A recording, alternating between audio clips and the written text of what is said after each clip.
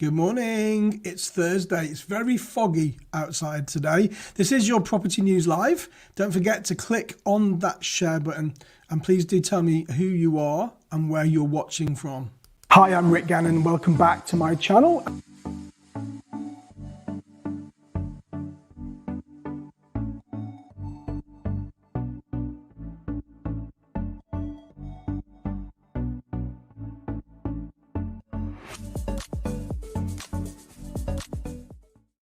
So good morning everybody, welcome back to the live news feed. For those of you that are brand new here, I'm live on YouTube, Facebook,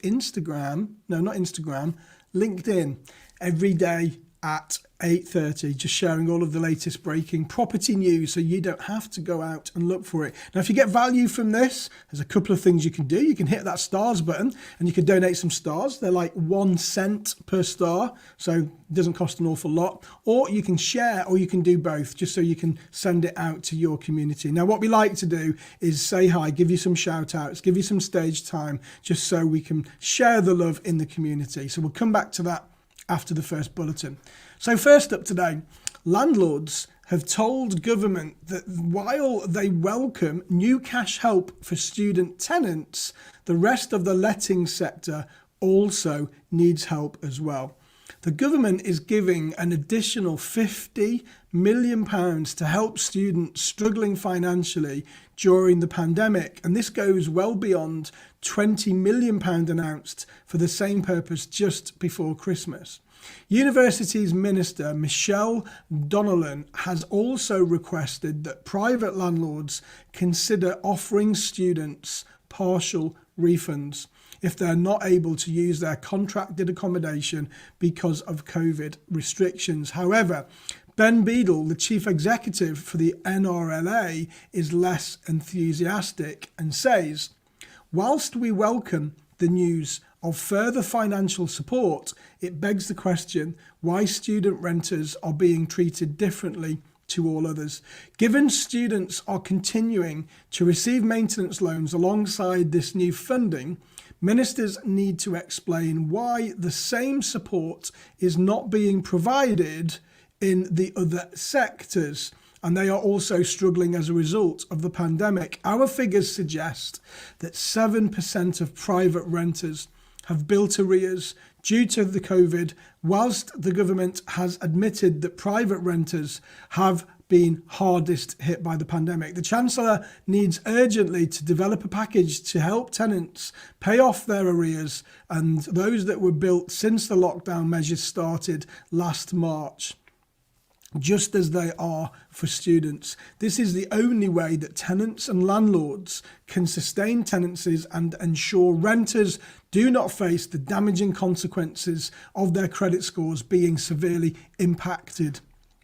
Interesting one on that, folks. So let's do some shout outs. Good morning, Joanne from Stratford. Mandy, good morning to you from Manchester. Good morning, Michael, watching from Devon. Good morning, Marilise from Cambridge, and HK watching from Wolverhampton on YouTube. Good morning to Jayesh. Doesn't say where you're watching from, but you're on YouTube too. Kim, good morning. Foggy Tainmouth. Good morning to Zishan watching from Southend, and to Julie watching from Hemel, and Paz, good morning, watching from Brighton. Peter, you're with us this morning. Doesn't say where you're watching from, and Charlie watching from Essex. So if you do like this, folks, give us a thumbs up, show some love, show some appreciation. Right, next up on the news today, let's have a look what we've got next. A not-for-profit educational charity that acts as a letting agency has praised private landlords for contributing to a rent discount scheme. Sullett in Leicester announced in January that it would give a substantial rent discount to all student tenants, equivalent to roughly 4 weeks. So let's open up the debate on this. I don't do student accommodation myself. Do you? And if you do, are you offering a discount? We debated this just before Christmas time. You know, students are calling for almost like a pay as you go contract moving forwards until the pandemic stops. So i.e. they will pay for the accommodation they use, but they can dip in and dip out whenever they choose to throughout the academic year. What are your thoughts on that? Are you offering such a scheme?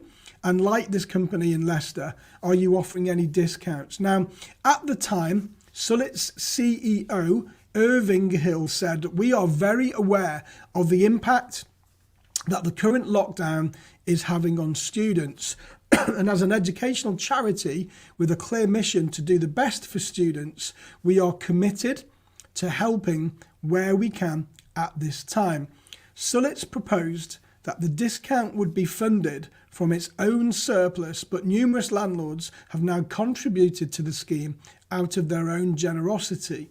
A statement from Sullett says, this is welcome news for all stakeholders and promotes landlords in a more positive light, particularly when endless negative press regarding landlords over the years. Sullett's would like to thank all landlords who have been in touch and donated to the scheme, and it goes hand in hand with Sullett's mission and values to raise student housing standards whilst being fair and transparent.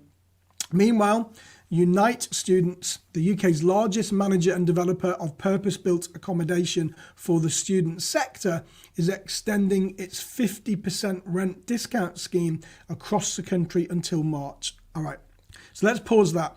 This is good and well for the big landlords and the big conglomerates, the big companies that can afford to use their cash reserves and help students out. But what about those landlords that can't afford it? What about those landlords that have purchased a property as a pension pot and that's their main source of income and they can't afford it? You know, we've had tenants that have just upped and left, no notice. Now, we can't fill those rooms straight away, so of course it's going to put us back. Now, okay, we can cash flow a few rooms, but you know, what about those poor landlords that have bought a second property to retire on? What are your thoughts on this? I would love to know your thoughts and your feelings. Have you entered into such a scheme, and do you do students? Come on, folks, let's get those fingers typing. Let's turn this into a little bit of a debate. Do you do students, and are you offering any rent discount for students at the moment? So last few good mornings. Good morning, VH from West Lothian. Victor, good morning, Piotr, good morning to Claudia, good morning, Yemi, good morning from Essex, Claudia from Surrey, and Tracy from Horncastle. All right, so come on, folks, talk to me. Let's get this conversation moving this morning. So whilst you're doing that, next on today's list, up to 50,000 rental homes in the countryside could be sold off if the government presses ahead with stricter EPC measures. Now, this is hot topic right now. We have covered this on the newsfeed a few times, but I really want to bring this to your attention. I want you to have it in the forefront of your mind because this is coming. And if you're not ready, then it's going to cause a huge problem when we get to 2025 or 28, depending on where you sit. The CLA, a rural trade group, is warning that this will mean higher rents and a worsening housing crisis. Now, in September, the government proposed to increase the minimum energy performance rating from Band E to Band C for new tenancies from 25 and all existing tenancies from 28. The proposals also recommended increasing the landlord's cap, which is the minimum amount of money a landlord must invest to improve a property, which is EPC efficiency rating, from £3,500 to £10,000. The investment needs to be made every 5 years to allow the property to continue being rented if its EPC rating remains below Band C. The CLA says that whilst decarbonising rural homes is an important contribution to tackling climate change, these regulations are based on an assessment methodology which continually undervalues the energy efficiency of older gas grid homes. This means that many rural homes will never be able to reach the tightened minimum standards simply due to how they are measured, which is likely to result in landlords selling the houses. In addition, it claims that these regulations would mandate tens of thousands of pounds worth of potentially harmful measures to older buildings, such as solid wall insulation. It adds that the Green Homes Grant Scheme, which funds at least 2/3 of the cost of upgrading the EPC of homes from £5,000, has hit trouble. This is because all upgrades must be undertaken by Trustmark installers, and there is a severe shortage of rural Trustmark installers, partially due to the cost of the membership. The demand has been so high that urban accredited firms have no interest in travelling to remote areas where there is work on their doorstep. This has led to rural homes not having access to the grant, despite being the least energy and arguably the most important to decarbonise. Modelling from the CLA, which represents 30,000 rural businesses across England and Wales, shows that a 12.4% reduction of rural private rented sector homes, which do not currently meet EPC ratings of Band E, would result in 51,653 fewer rural privately let homes because they believe they are going to sell them. The assessment methodology for EPCs to be fundamentally reviewed so that the rural homes are accurately assessed. Now, the Green Homes Grant or similar to provide targeting funds to £10,000 to rural homes to enable their transition to low carb heating. This is hot topic at the moment.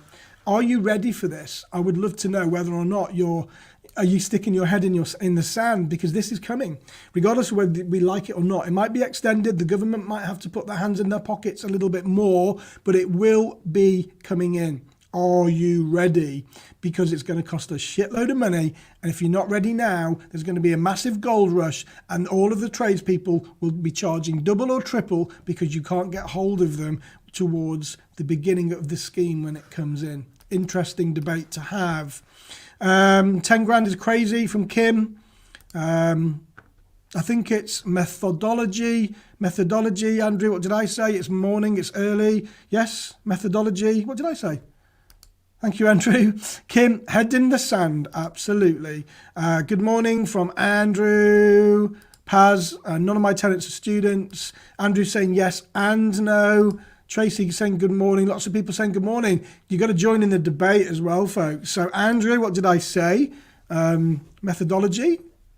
What did I say? I don't know. It's early. You know what? I've not had enough coffee. I would be interested to know whether you're ready or not for the EPC. It's coming. It's real.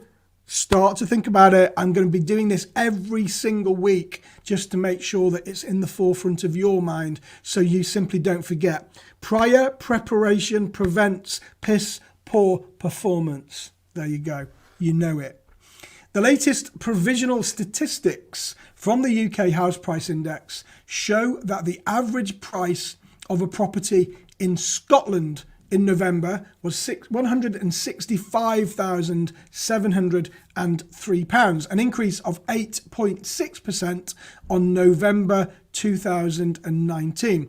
Comparing with the previous month, house prices in Scotland increased by 0.9% between October 2020 and November 2020. The UK average house price was £249,633, which was an increase of 7.6% on November 2019. and an increase of 1.2% on the previous month. The volume of residential sales in Scotland in September 2020 was 10,168, and that's an increase of 17.8% on the original provisional estimate for September 2019. This compares with decreases of 13.3% in England and 28.8% in Wales and 22.9% in Northern Ireland. In Scotland, terrace properties showed the largest increase, rising by 10% in the year to November 2020 to £139,874. Flatted properties showed the smallest increase, rising by 6.8% in the year to September 2020 to £117,109. Average price increases were recorded in the majority, 31 of local authorities when comparing prices with the previous year. The largest increase was in East Ayrshire, where the average price increased by 15.6%. The only decrease was recorded in Aberdeen, where the average price fell by 3.4%. I'd like to keep you up to date with the HPIs. We did England 2 days ago, and obviously we've done Wales and now Scotland as well, just so you know where you are, no matter where you're investing right now in the country. Okay, let's have a look at the comments. Julie saying there must be a certain level of exemption to the higher EPC or we will lose so many properties and it will create pressures in councils. Totally agree. Isn't it crazy? Did I say mythology, Andrew? I said methodology and the text said mythology. All right. Okay. Methodology, Andrew. It's early. Come on now. Are you the grammar police, Andrew? Today? Come on. Give me a break. It's early. I've already been up. I've already done a clubhouse room for the last 2 hours. Now I'm going on to do another one. So forgive me. I meant to say methodology, not mythology or methology. Thank you, Andrew. Good morning, Andrew WJ. You're in today. Kim saying reference EPCs are HMOs affected. Yes. Well, they are currently. Now, the thing is, Kim, we had something called the Deregulation Act that came in 2015 or something like that. And the Deregulation Act stated that every rental property, we had to give access to the EPC to the tenant before they took the tenancy. There is no mention of whether or not you pay the bills or not. So effectively, yes, we still have to have EPCs in HMOs that we pay the bills for. Now, much of the EPC element isn't about the tenant, it's about the environment, it's about low cost, it's about decarbonising. So yeah, every rental property effectively will need to be in the same band. It's not going to be any different. Andrew saying I'm a communications expert. Are you? What does that mean? What does a communications expert do, Andrew? I don't know. I don't know what that means. Thank you, Andrew. Richard, good morning. Head in sand. Good morning, everybody. Andrew saying methodology. We've done that. I've covered that and keep putting it back up. I don't know why. All right. News in brief then today. I'm going to leave you on a couple of things. Andrew, what is a communications expert? Please tell me. I don't know. Apparently, council tax will rise by 5% for millions this year, costing households an extra £100. Now, apparently, the Treasury allows councils to set their own budgets up to a fixed amount, and millions of households could see their council tax bills rise by an extra £100 this year, as more than half of councils plan to increase costs. This is the first of the news elements that have come out at the moment regarding this. Now, last year's spending review gave councils permission to raise council taxes from April 2021, with the additional money set aside to pay for rising police and council care costs. And this means that households would have to pay up to £109 more on average per year for their bill. What are your thoughts on that? Are you getting value? Does it work for you? Are you business rates? Are you council tax? Pat is saying local councils in Brighton run really low quality properties that will struggle to meet the new EPC grade. I feel the upgrades will need more time, especially when taking into account COVID and property entry. Hey, if they're going to tell us to do it, they've got to do it themselves. It's simple as that. Absolutely 100%. Andrew saying mythology. Yeah, I like mythology. I like methodology. I can't even say it now. Look what you've started here, Andrew Brown. What have you started, my friend? Mixology. What's that? What's mixology? Why are we doing this? Why are we doing the mythology, myth? I can't even say it now. I don't know. Sally's saying quite an expensive task. Yeah, absolutely. I think we covered this a couple of days ago to retrofit from gas to ground source heat pumps, etc. We did a report in Clubhouse, and it's going to be something like 20 grand to get rid of and reinstall ground source or air source heat pumps. That's what we said. Mixology now. I can't even say that, Andrew. I can't say it. Why are you doing this to me, folks? What's going on? Andrew Brown, you've started this now. You've got to, come on. You've got to tell us what a communications expert is. Mixology is the art of making cocktails. That's good. Thank you, Paz. I didn't know that. Andrew saying, brilliant, nice one, Paz. Is it really? Or are you just saying that? I don't know. Who knows? Who cares? Methodology. It's the last time I'm going to say it. All right, folks, bit of fun today. Thank you for following me. As always, make sure you click on that follow button, hit on that like button, and of course that subscribe button if you do like what we do here. Just bringing the news to life, sharing it here just to keep you up to date. We always have a really good crowd here, folks, a little bit of fun, a little bit of banter. Please do make sure that you follow me over now to Clubhouse. Going to go live at 9. Same news bulletins, but we bring it to debate. I'll try and pronounce it better, Andrew, in Clubhouse. All right, take care now. Don't forget, no matter what you do today, have some fun. Hi, I'm Rick Gannon. Welcome back to my channel.